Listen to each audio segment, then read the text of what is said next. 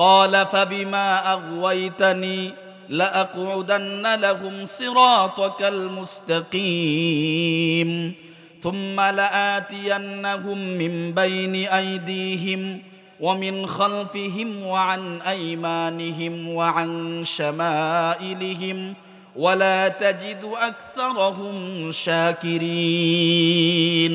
আল্লাহু আকবার বলেন না। ইমানদারের ইমানটাই হলো সম্বল। এটা হারা করে যদি ইমানদারকে কবরে নেওয়া যায় তাহলে সেই ইমানদার আজীবনের জন্য জাহান্নামী হবে।